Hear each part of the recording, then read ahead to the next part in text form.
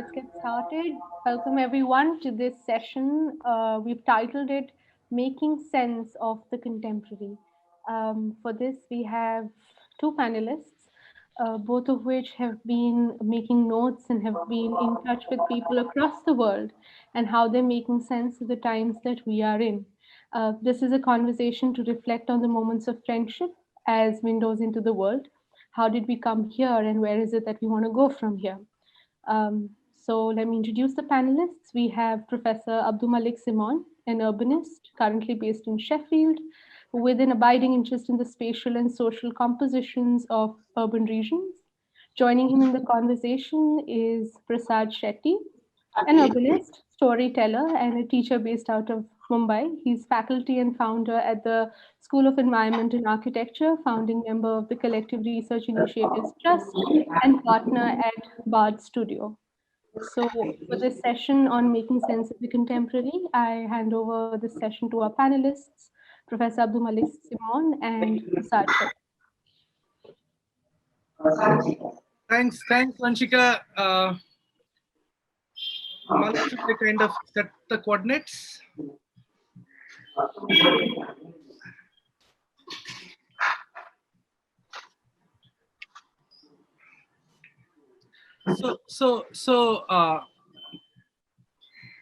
Maliq, so Anand and HUL has set three coordinates for us: the pandemic, the contemporary, and friendship. And I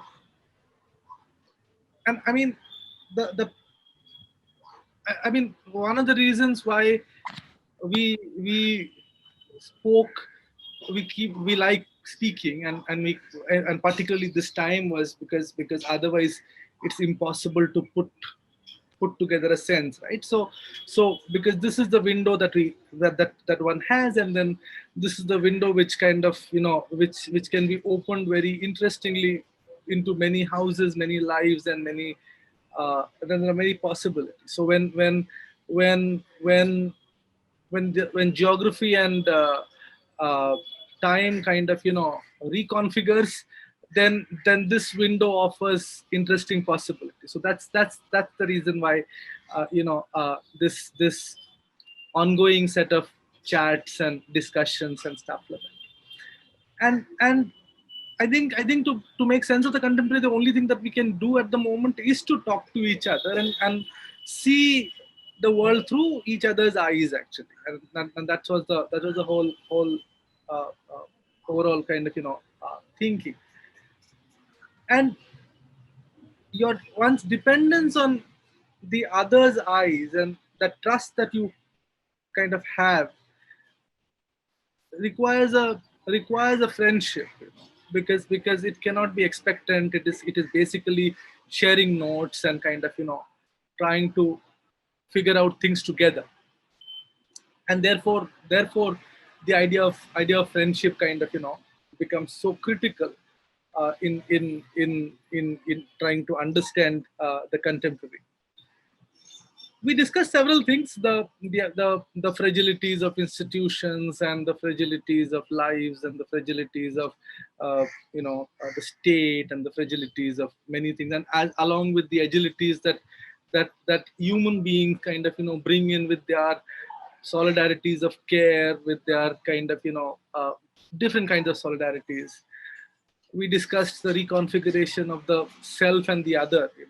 The self is getting reconfigured, the other is getting reconfigured, and the difficulty in mapping uh, the situation at this moment. We discussed the pandemic with respect to the logistical efficiencies that it was creating, and and the things that which might survive the pandemic and will continue in the uh, you know uh, uh, a post pandemic. And what were we really talking about? We were really talking about in many ways, the mortality of the institutions, governments, uh, production systems, mental state, And if you look very closely to into it, then you'll realize that these things have been unstable really for a long time. And what the pandemic did was to kind of provided a lens or a pair of glasses to make things clear actually.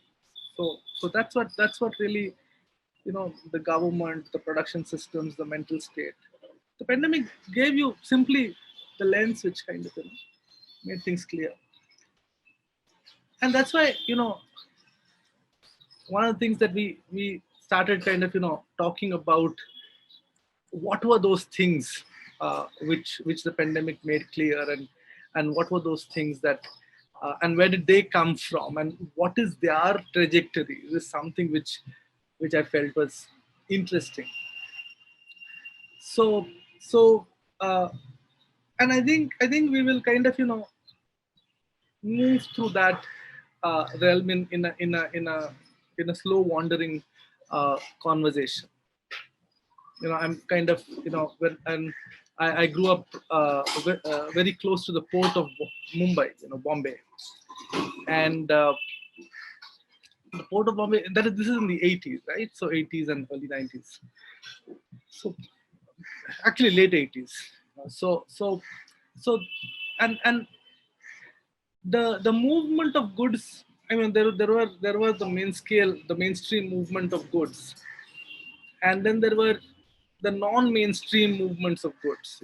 So there would be electronic devices which would be kind of moved out slowly and awkwardly, and hidden in many through many circuits.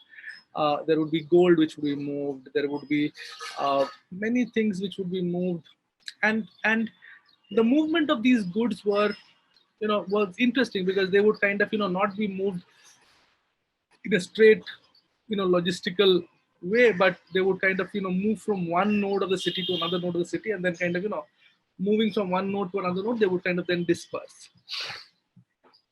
And I used to stay very close to one of these nodes, and this node was a restaurant where people would come and kind of deposit a briefcase, and then 2 days later somebody else would pick up, or the same person would come and pick up, and then and these kind of things. So there are many people who worked in this network of movements, uh, of these commodities actually. And I knew many of them also, and I kind of and they remained friends, and they kind of uh, and what happens is, uh, and they kind of they operate in many layers, uh, constantly kind of uh, trying to hide themselves from one uh, you know layers of judiciary, police, other administration. uh, what happens in the 90s is that there is a dismantling, right? There is a dismantling of the, so to say, underworld, right? Early 90s. And the big guys kind of escape to Malaysia, Dubai, Nepal, leaving the lower level operators in the city itself, right? The whole infrastructure which moved these goods and did many things on its way kind of are left in the city. With what are the skills? The skills is to move goods and kind of pass through very difficult terrains. And of course, the way one could see this is one could see this in many ways. And so there is this friend of mine, Rayat, and I met him much later. So his journey was one of these kind of lower level operators who kind of worked on that. His journey was very interesting. His journey was basically, he was then, after in early 90s, the Socialist Party, one of the Socialist parties, kind of picked him up and then made him contest an election, and then he lost, and then all of those things happened, and then he became a very small time developer. Basically, what he was doing is he became an expert, uh, you know assembler of land. So in Bombay, land is held very in complicated terms. Na? You don't know who the owner is. Somebody must be occupant, somebody might be tenant, and everybody has all kinds of rights. So he was employed by other developers to clean up these people, to clean up the tenants and claimants from to make the land clear. And then he also kind of styled himself, built some buildings and stuff like that. And I met him in 2004 again, 2005 again, and I met him in the port. And in the port, he was very interesting. He's kind of he's I met him in his office, and his office was the first floor, and the entire building belonged to him.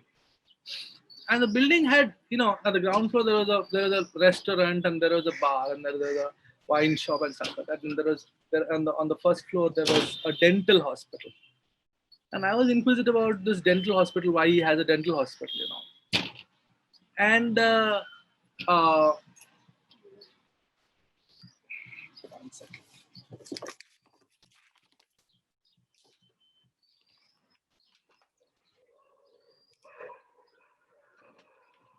So I asked him why he has a dental hospital, and he was very interesting. He said that in the port, when he was growing up in the port and moving goods and stuff like that, there were a lot of people who would chew tobacco and chew this betel nut, and the teeth would be all kind of messed up, and the toothache is a very painful pain. Now the he said that the municipality does not have uh, treatment for dental care, because toothache does not kill people; it just pains a lot. So he said that So the and municipality does not pay for it. yeah, provide good dental care. I mean, there are very few, but good dental care, and then you have to go. And usually, these are the trainees of the of the hospitals who treat, which kind of do a bad job. So that toothache, people live with so much toothache, and there is no treatment, and the kind of so he decided to open a charitable dental hospital for the area. Now, this is a very interesting kind of a character that kind of emerges, and plenty of character. I mean, I'll let Maliq come in, but plenty of character. But what is happening over here? There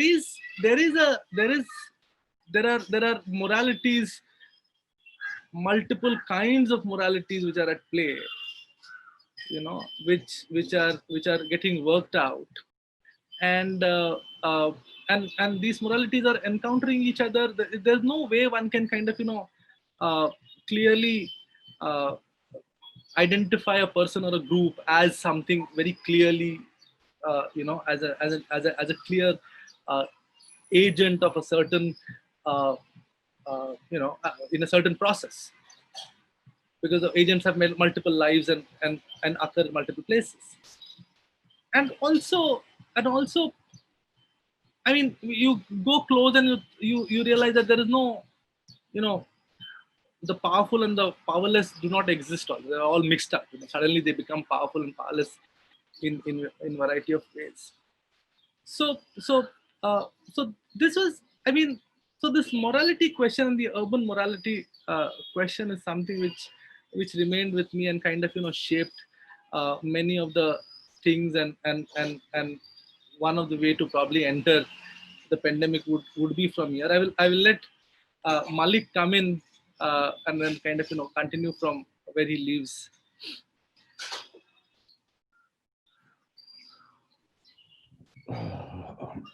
Okay. Okay. So to start. I mean, years ago, David Byrne instructed us to stop making sense. So I want to start with that prospect of not making sense. not that not that we're unable to make sense. I mean, we clearly have the tools to produce a very intricate and fairly comprehensive genealogy of the pandemic, about how we got to where we are now. Um, and not to disclaim the usefulness of such multiple genealogies. I mean, there's not one story. There are many different stories that are at work in terms of producing what we face now. Um, but why I say stop making sense is that there to me is a risk of excessive sense. Um, that is, it's quite likely that we we come through this pandemic and its afterwards with an enhanced sense of probability. Um, this has been a moment that hasn't suspended the rules. It hasn't suspended the kind of predominant narratives that we have for interpreting things, but in some ways intensified them. Uh, and so what likely to ensue is a landscape of more extensive and intensive probabilistic thinking, and the technicities that specify um, what is likely to happen, and a kind of amplification of the need to control, to define, to specify, to calculate, um, to preempt. Um, and so the worry is how do you introduce new improbabilities into the world? How do you generate uh, a diversification of landscapes which seem to, through probability, to be increasingly regulated and homogenized and intercalibrated and controlled. So how do you introduce, the challenge is how do you introduce improbabilities into the world? And so that's why then friendship becomes a kind of medium of interchange in terms of this kind of challenge, because in a way one has to think about non-contractual sociality, a kind of sociability that isn't brought within the kind of contract form. Yeah. And what does that look like? Well, I mean, we we know well, many people have commented on the way in which this past year has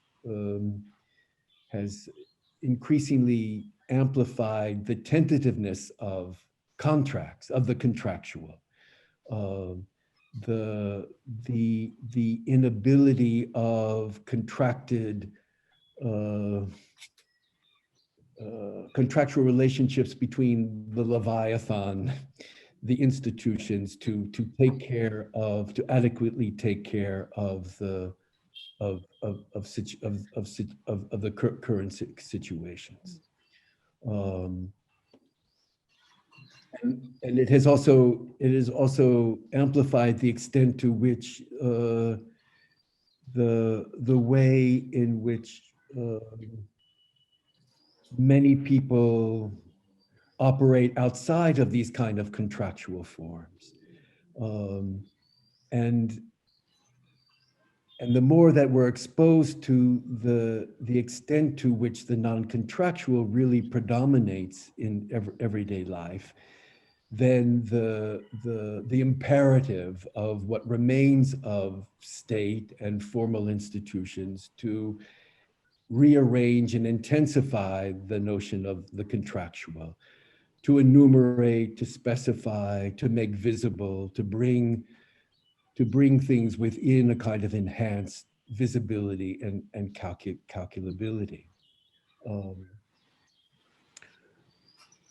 and so, as I mean, as both you and Anant have pointed out in many different situations, you know, the predominance of arrangements, all different kinds of arrangements through which people have been able to endure, to provide some sense of care, to make things happen under conditions where there is a kind of enhanced vulnerability and attentiveness, tentativeness. And and these arrangements have been we come to understand these arrangements as not always very generative. You know, they work, they can work, they can be effective, but as I read somewhere by a Taiwanese feminist philosopher, Chung Mai Chong, she talks about arrangements in a different sense. And she talks about arrangements being intelligence operations and complex linkages that are concealed, dark, secret, and challenging, rewriting internal and external boundaries. That is, the extent to which arrangements um, don't necessarily, they, they, they are both, they're both symbiotic, they're parasitical, Yeah. they're mimetical, but they're full of all kinds of compromises and deals and bargaining, which in some ways it's not easy or ethically able to distinguish um, what they actually do for people. It enables things to go from A to B, but who's capacitated or not, who loses or not, or in what ways, it's an ethical minefield in some ways to think through the virtuousness of many of these different kinds of arrangements, which seem to be the sort of predominant modalities through which, particularly within urban life, variously configured collectivities are able to get by in some way. And then here particularly the notions of friendship become the the vernacular through which to try to understand these sort of exchanges and reciprocities, because you can't pin them down easily to other kinds of ethical categories, because we know that they're replete with certain kinds of manipulations and violence, but we're also replete with a certain generosity beyond understanding as well. So what do you make of that kind of complexion of these kinds of arrangements, where um, particularly for those that already are socially dead in many respects. I mean, this is the other thing, you know, the way in which the pandemic raises the prospect of this kind of generalization of death, but also for many who already live under the kind of auspices of a kind of ongoing, enduring social death that has been uninterrupted for generations. So the arrangements also are imbricated within that kind of atmosphere of a simultaneous liveliness, but also deathliness at the same time. And it seems to me that then the notion of friendship is one of the few vernaculars able to organize some kind of sense of how you navigate this really kind of complex terrain. Um, and you don't necessarily want to straighten all this out. You don't necessarily want to straighten it out with better governmentality or better regulatory systems. Um, I mean, there is the onus that in some ways you politically you always have to address the the intensification of inequality, the way in which the exposure to early death has been at the heart of the organization of capitalist logic, of racism, of you can't deny politically the imperative to try to do something around the the complexion of that terrain. But you also know that the kinds of tools that you have, the tools of equilibration, the tools of policy, the tools of that you have no choice but to, some sense, unroll and implement in some ways, will never be adequate to the task, will never be adequate to the kinds of and so in some ways I start, I think friendship as a kind of way into that particular kind of terrain. Um, I also have my own suitcase stories, but I'll save them for another later. Nice, nice, nice. Thanks, Malik. Yeah, I mean, I like the idea of introducing improbabilities to the world, and that's a nice mission to have. Uh, I have two things to say and to kind of continue my story of Rayat. One is like of course, I mean, there in the we 2 weeks ago we launched a book, uh, a biography of somebody called Nath Pai, who was a very senior socialist, who died at the age of 48, uh, and he died in 1971. And that time, kind of, the discussions, I mean, he was a member of parliament. He was a member of the first, second, third, and fourth parliament. He was a member of the parliament for 15 years. And the thing about this guy is that when he died, he had 10,000 rupees, which is nothing, in his bank account, and he had no house to stay, no house for his family. So family had to move from one place to another place. So all of those honesty things.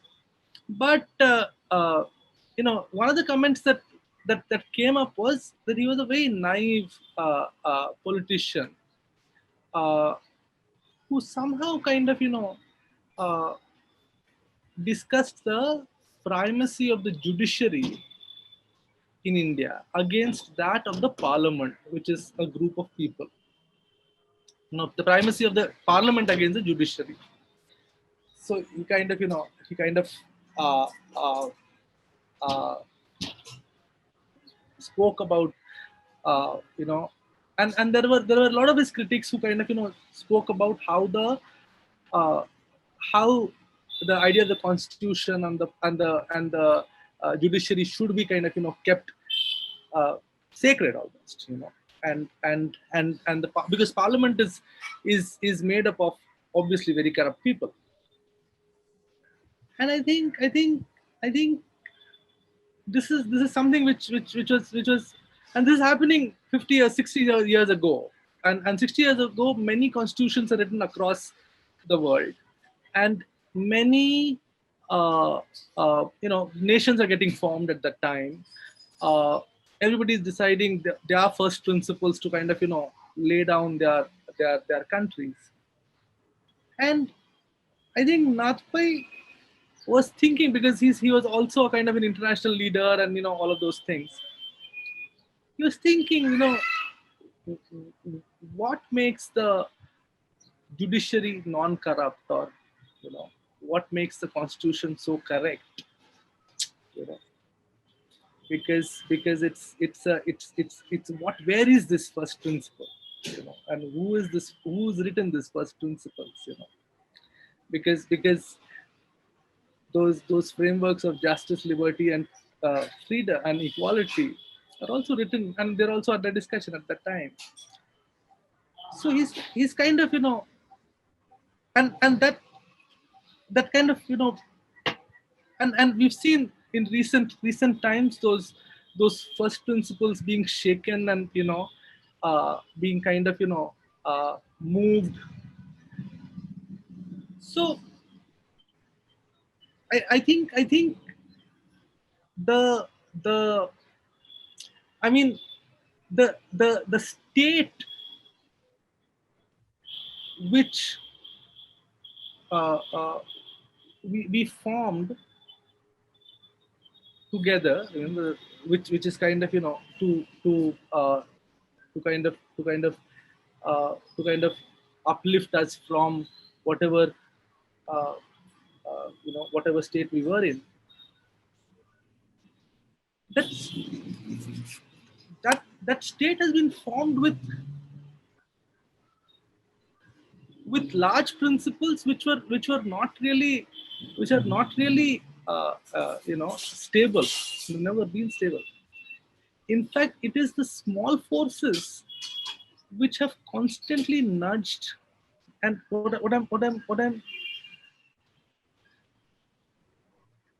pushing for is a thinking that the the the the fundamental values to be humans, those those values were uh,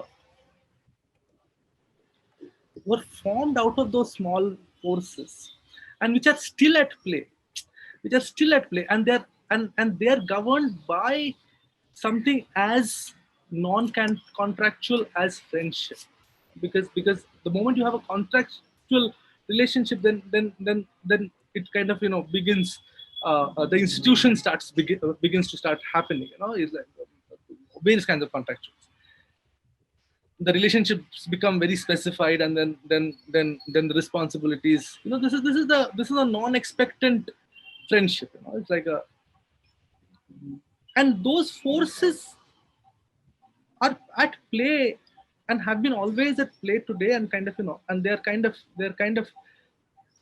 constantly reproducing or are producing newer possibilities. So, and they're kind of they're and it has been it has been uh,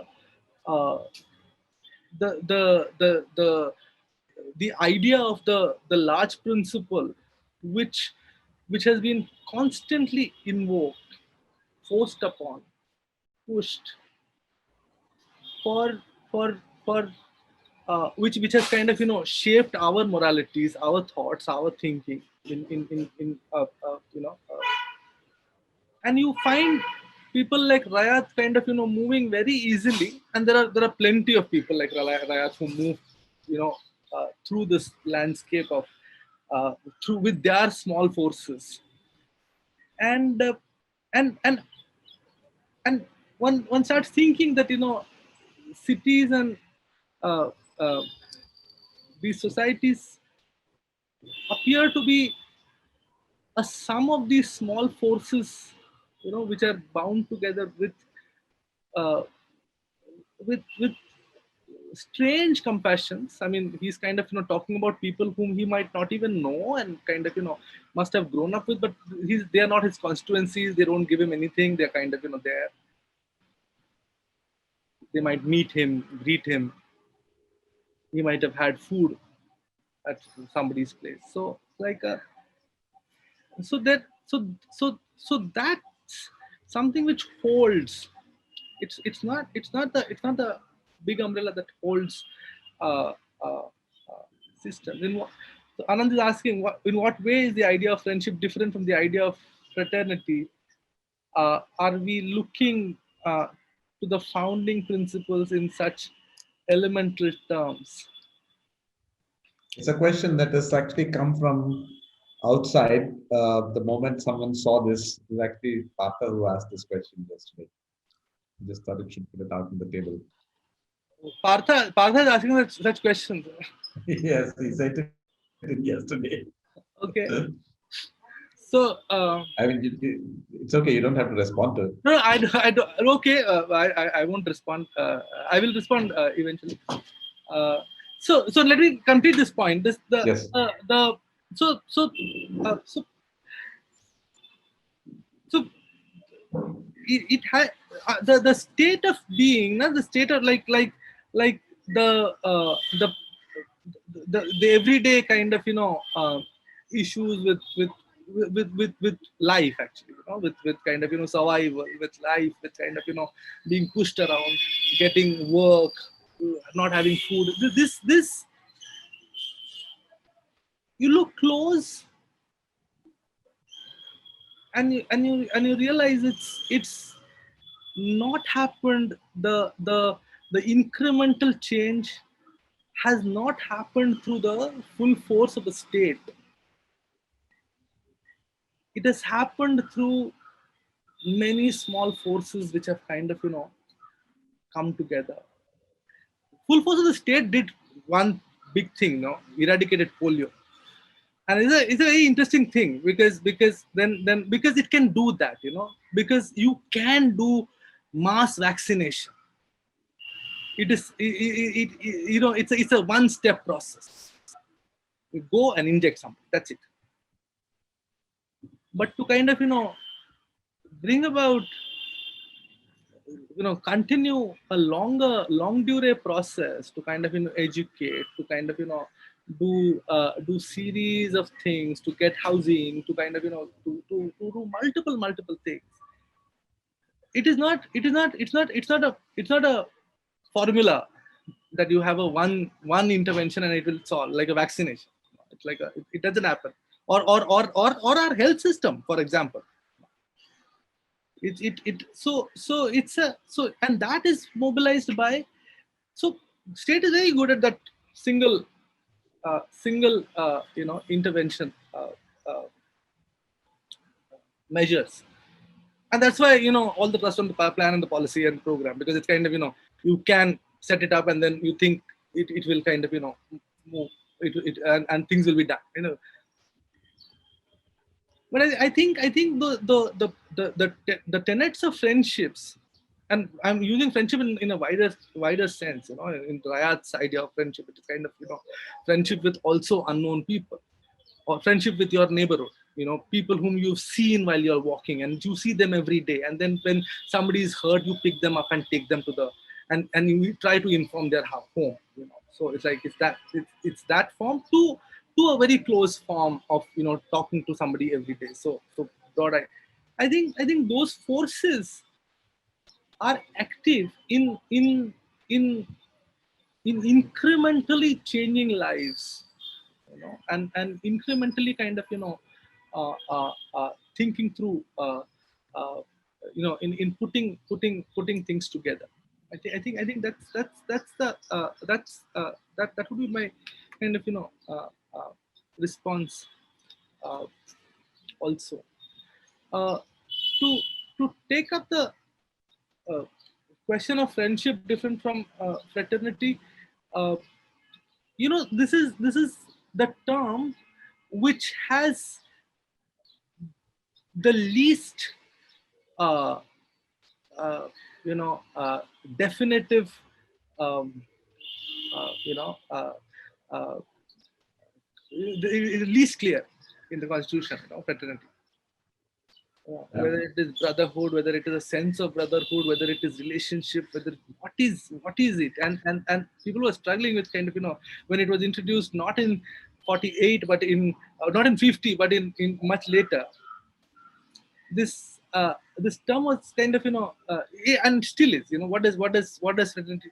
And I think the wisdom of the people who kind of brought this in, spoke of another wisdom of equality through fraternity, finding somebody as same as you.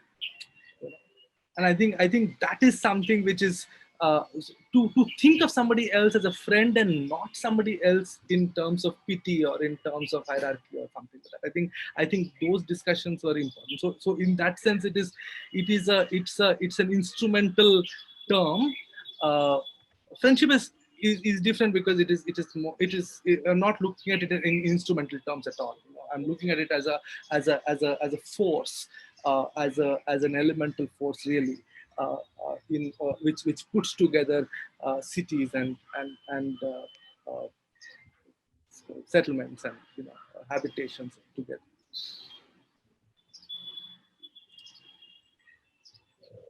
Malik, do you want to respond to it quickly? We need to close in about 7, 8 minutes now. Yeah, the thing that I oftentimes am struggling with in terms of the notion of friendship, is the how one understands the sort of involvement that people have in each other's lives and the detachment at the same time. I mean, because in a way, the particularly for those that live in situations where you have to deal with hundreds of, you're surrounded with hundreds and hundreds of people, and you basically you don't have a lot to work with except each other in some ways.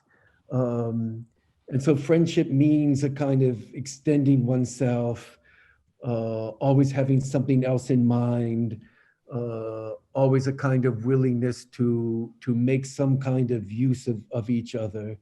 But we also know that friendship is replete with betrayals, with all kinds of passions, with all kinds of disruptions, and so you have to learn not only to live in your relationship with everyone else, but in some sense of detachment at the same time. How to avoid things, how to not get too involved, how to keep your distance, how to be, and how this kind of intricate economy of affective relationships are implemented and managed on a daily basis is oftentimes really complicated. But you see this at play now, because in some ways when people are asked to return to the locus of the household in some way, this kind of abstract arbitrary, artificially defined domain that is supposed to be the key point of insulation or the key point of anchorage, that it never was. It was simply a kind of momentary platform or node through which one could trace all kinds of extensions and relationships with the outside world, and mark a kind of involvement and retreat and involvement. We realize just how arbitrary and useless in some ways that notion is. And so how do you think then friendship actively is a kind of medium of how you mediate between these kinds of complex relationships? In terms of the fraternal, I mean, I spent a lot of my life in West Africa, West African Islamic context, where the notion was that everyone has a project that is uniquely yours. And your life goal is you never exactly know what that project is, but you know that you have to at all costs prevent it from being extracted from. And so you're always in some sense operating in the world in a highly dissimulative way. You're always trying to keep people off guard, keep the scent off, trying to get from not being pinned down. But at the same time, the only way in which you're able to operate is through this kind of notion of a sense of brotherhood, of fraternity, of this becomes the game through which everyone momentarily decides that they're together, just so that everyone doesn't suspect that everyone else is trying to get at what their actual projects are. And so this becomes That's a nice way of thinking about friendship. so So yeah, that's my response to the notion of the fraternal. Prasad, you're saying something. No. I was just. I'll just half a minute. I was reminded of a conversation between Charles Correa and Narlikar, the physicist. Charles Correa is a very famous architect in India. Maliq. He also wrote the National Urbanization Commission. He was a chairperson and stuff like that. So it's a very interesting conversation that happens where Korea is asking Narlikar, how do you make sense of the universe? How do you kind of where are its boundaries, where are its ends? And without the ends and boundaries, how do you kind of hold it in your hand?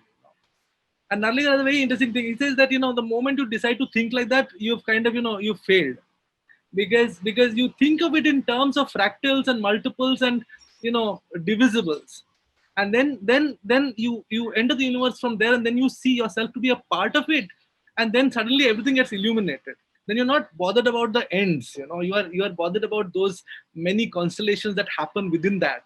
And I think that's the point I'm kind of pushing for. Like it's those small forces, constellation of those forces, and that really fueled by friendship, in very non-contractual way, producing In that. some sense, what both of you seem to be saying is that the goal is the goal of friendship is in some ways to resist enclosure either by oneself or by the others. So you don't want to be enclosed, and that's precisely what makes friendship possible. And it's through friendship that you actually manage to pull that off. It's a nice way of thinking about Yeah, it. no, it really requires a whole different mathematics. I mean, Absolutely. Yeah. Great. Thank you very much. Vanshika, do you want to make an announcement? But thanks, Maliq and Prasad. Prasad, this is the first time I'm not seeing the darkness falling behind you yet, You're too or, early. or the lights going up. You're too early. Yeah, They'll happen. Thank Bye. you. Thank you so much for the session. Bye. We'll be moving next into at 5 o'clock, which we're already at. So right after this, we have Avtari Devi from Tu Hamara Ke Bhule Ke Aadat Ba. So the links for this would be there in your inboxes. This will also be streamed live. And if you're taking in time to soak in some of the ideas of this session and would want to engage more, the videos are right there on our Facebook page. So I'm sure we can engage more on some of the ideas over there. Thank you once again for this session, Professor Abdul Malik Simon and Prasad Shetty. Thank you. Bye. thanks, bye thanks everyone. Yeah, bye. take good care. Yep.